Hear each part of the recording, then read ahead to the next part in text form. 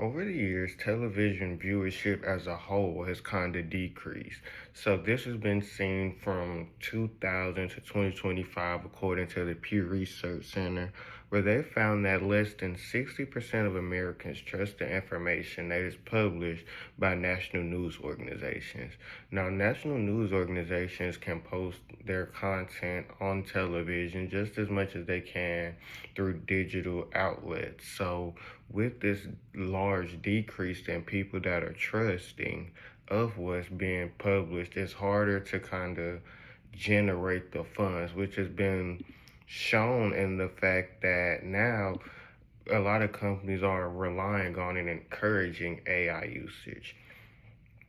AI usage has been polarizing when it comes to the world of journalism because it can be used positively and negatively.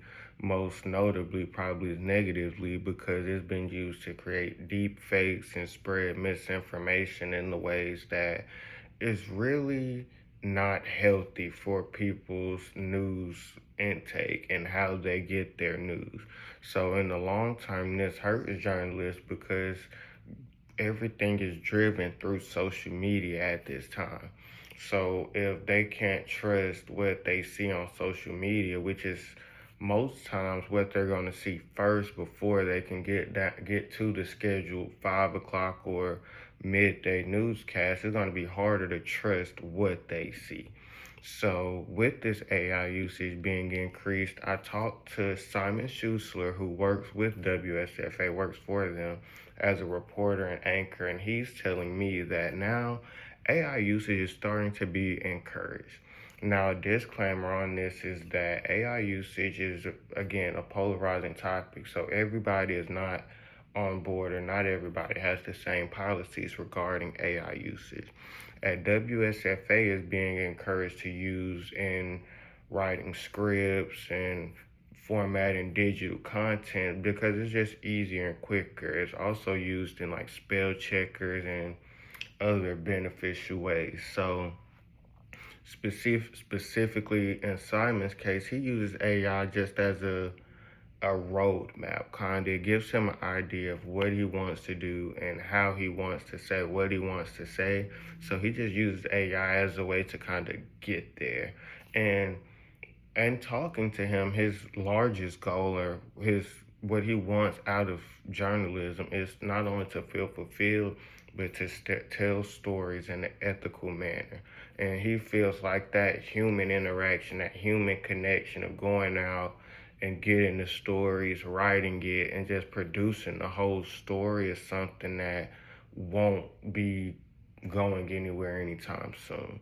So this brings me to my next point of, or the overarching point, I should say, of the budget cuts or the financial instability facing journalism. So, as many of you may know, in 2024, Gray Media, who is the parent company of WSFA and many other broadcast news affiliates, went through budget cuts where a lot of their infrastructure was repurposed, and some of that infrastructure, as we now are seeing, has been like pushed into AI development. But furthermore, there's another loss of finances when in 2025 the Trump administration's plan to repeal $9 billion of government federal funding, which included funds for broadcasts such as NPR and PBS, like those sorts of companies within the industry, were taken away. Well, out of that 9 billion, over $1 billion of that was allocated towards broadcast and legacy media outlets. So with this, companies are being forced to supplement this income, which is hard to do, and it's harder to do when everything is being driven towards cellular devices.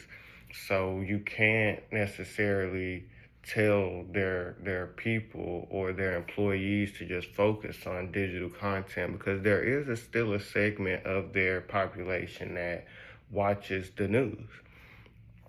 So with this budget cuts, like I mentioned, some of these reallocated funds are going towards the development of AI technologies, but the rest of it is being used to better promote ad sales and keep the company afloat in the sense that they need to have the funds and the flexibility to effectively produce and spread the news in an ethical manner.